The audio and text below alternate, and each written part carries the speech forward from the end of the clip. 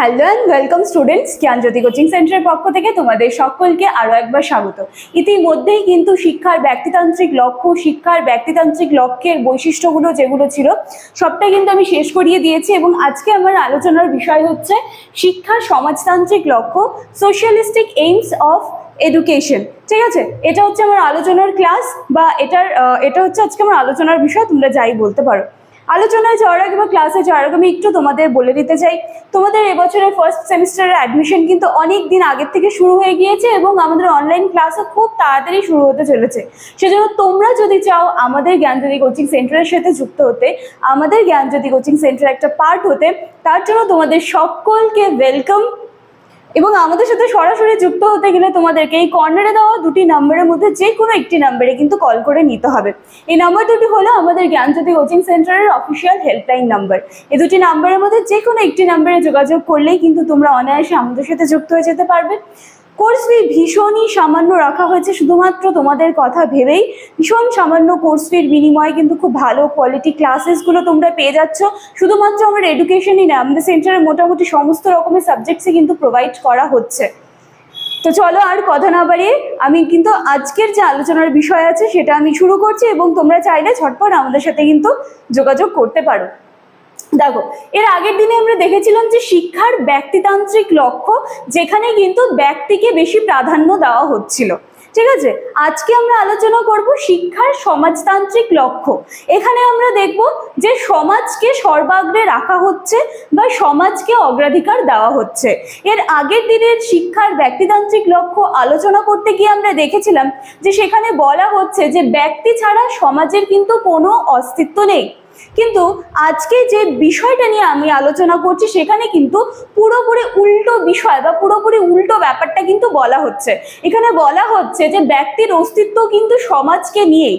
সেই জন্য সেই সমস্ত শিক্ষাবিদরা যারা শিক্ষার ক্ষেত্রে সমাজতান্ত্রিক লক্ষ্যকে বেশি গুরুত্ব দিয়েছেন বা সমাজকে বেশি প্রায়োরিটি দিয়েছেন বা সর্বাগ্রে রেখেছেন, তাদের সকলকেই কিন্তু বলা হয় সমাজতন্ত্রবাদী। ঠিক আছে, আচ্ছা, এই যে সমাজতান্ত্রিক যে লক্ষ্য, এটা এটা একটা ওপিনিয়ন বা এটা একটা মতবাদ। তো এটার কিছু সমর্থকরাও রয়েছেন, সেই সমর্থকদের নাম কি রয়েছে একটু আমরা দেখে নিচ্ছি। হার্বার্ট, স্পেন্সার, রস, ডিভি প্রমুখ। ঠিক আছে, এনারা সকলেই হলেন কিন্তু শিক্ষার সমাজতান্ত্রিক লক্ষ্যের সমর্থনে যারা কথা বলেছেন। ঠিক আছে, আচ্ছা, খুব ছোট্ট করে কিন্তু আমরা বুঝলাম যে শিক্ষার সমাজতান্ত্রিক লক্ষ্যটা কি। সেখানে সমাজকে কিন্তু মেইনলি প্রায়োরিটি দেওয়া হয়েছে। ঠিক আছে, আর ব্যক্তিতান্ত্রিক লক্ষ্যে আমরা দেখছিলাম যে ব্যক্তিকে মেইন প্রায়োরিটি দেওয়া হয়েছে। আশা করি ব্যাপার দুটো তোমরা কখনোই গোলাবে না, ভীষণ ইজি, ঠান্ডা মাথায় ভাববে, দেখবে একদম ইজি ব্যাপার দুটো। আচ্ছা, এবার শিক্ষার সমাজতান্ত্রিক লক্ষ্যের সমর্থনে যুক্তি, মানে সমাজতান্ত্রিক যে লক্ষ্যের কথা বলা হয়েছে তার সাপোর্টে তো কিছু যুক্তির দরকার। তাহলে কোন যুক্তিগুলো আমরা নিয়ে একটু আলোচনা করতে পারি সেটা একটু আলোচনা করি। দেখো, সবার প্রথমে রয়েছে শিক্ষা সামাজিক সংস্থা।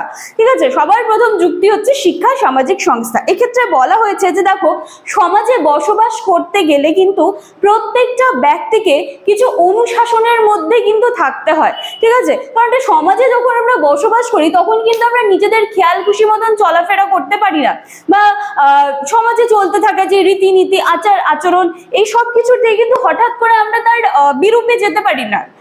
তো সেই জন্য বলা হয়েছে যে সমাজে থাকতে গেলে কিন্তু অনেক অনুশাসনের মধ্যে থাকতে হয় এবং এই অনুশাসনগুলোকে মেনটেন করার জন্য কিন্তু এক একটা সংস্থার প্রয়োজন হয় এবং সেই ক্ষেত্রে শিক্ষা হচ্ছে সেই সংস্থা। মানে শিক্ষার মধ্যে দিয়ে আমি সেই সমস্ত জ্ঞানগুলো অর্জন করব যেগুলো আমাকে একটা সমাজে সুষ্ঠুভাবে, সুন্দরভাবে, শৃঙ্খলাবদ্ধভাবে থাকতে আমাকে সাহায্য করবে। তো এটা হচ্ছে একটা প্রথম যুক্তি। তারপরে রয়েছে মনোবিজ্ঞানের নীতি।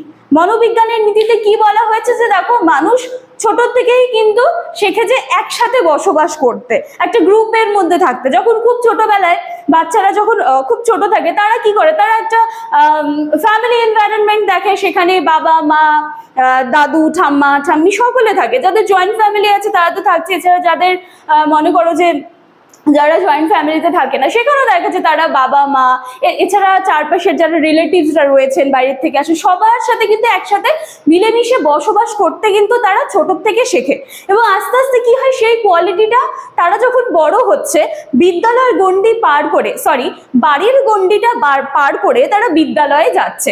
এবার সেখানে গিয়ে তো অবশ্যই সবার সাথে মিলেমিশে থাকতে হবে, তাহলে সেখান থেকেও তারা সকলে মিলে একসাথে থাকার একটা যে অভ্যেস তাদের সেটা তৈরি হচ্ছে, এবং বিদ্যালয়ে তারা সবার সাথে মিলেমিশে থাকার যে শিক্ষাটা পায় সেটা নিয়েই কিন্তু পরবর্তীকালে তারা সমাজে গিয়ে মিলেমিশে থাকার শিক্ষাটা পায়। তো বলা হচ্ছে যে তাহলে এই যে সবার সাথে একসাথে মিলেমিশে থাকা বা একটা গ্রুপের মধ্যে থাকা, এই সমস্তটা কিন্তু ছোট থেকেই বাচ্চার মধ্যে গ্রো হতে থাকে। ঠিক আছে, মনোবিজ্ঞানের রীতি। এরপরে দেখো রাষ্ট্রের দায়বদ্ধতা।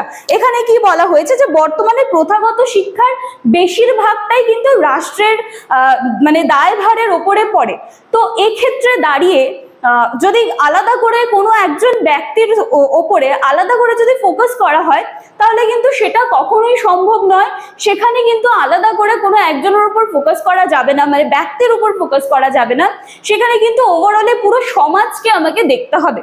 তো সেই সূত্রে এসেছে রাষ্ট্রের দায়বদ্ধতা।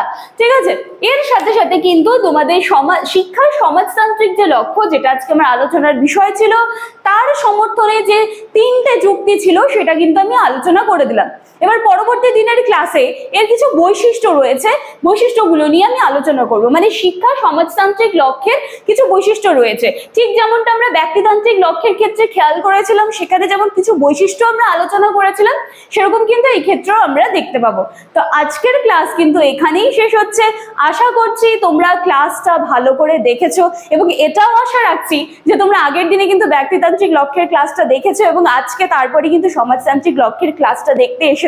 দুটো ক্লাস খুব ভালোভাবে দেখবে, ভীষণ ইজি দুটা টপিক, দুটার মধ্যে কখনো গুলিয়ে যাবে না। ঠিক আছে, এছাড়া তার জন্য না আমি আছি যতটা সহজভাবে সম্ভব হয় আমি তোমাদের জন্য প্রত্যেক দিন সেভাবে টপিকগুলো তৈরি করে নিয়ে আসি।